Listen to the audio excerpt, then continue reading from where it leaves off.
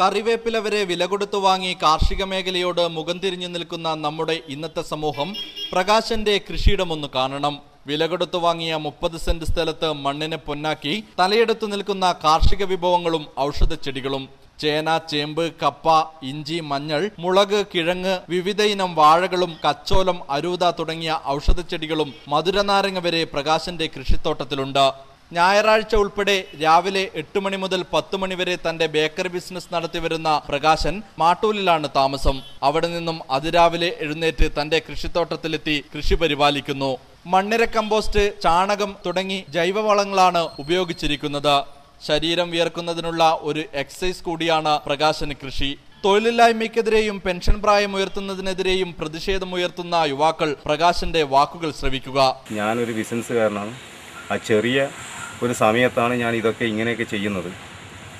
കാരണം എനിക്ക് സമയം പരിമിതിയാണ്.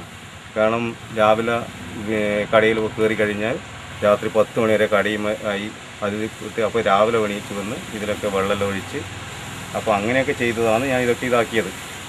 അപ്പോൾ ഇവിടെ നിന്ന് വെറുതെ നടക്കുന്ന ചെറുപ്പക്കാർക്ക് ഇങ്ങനെയൊക്കെ വിചാരിച്ചാൽ എല്ലാം ചെയ്യാൻ പറ്റുന്നതാണ്.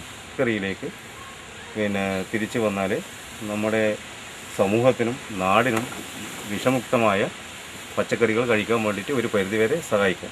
ഇരണാവ് റോഡിൽ ഐശ്വര്യ സീഡ്സ്, പ്രണവ് ബേക്കറി നിർമ്മാണ യൂണിറ്റ് എന്നിവ നടത്തുകയാണ് പ്രകാശൻ. ഭാര്യ മഹിജയും മക്കളായ പ്രണവ്, ഐശ്വര്യ എന്നിവരും പ്രകാശനെ കൃഷിയിൽ സഹായിക്കുന്നു.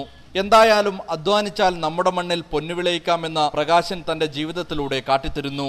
നിതിൻ പെരിങ്ങോത്തിന്റെ ദൃശ്യങ്ങൾക്കൊപ്പം നികേഷ് താവം, ന്യൂസ് ബ്യൂറോ, പഴയങ്ങാടി.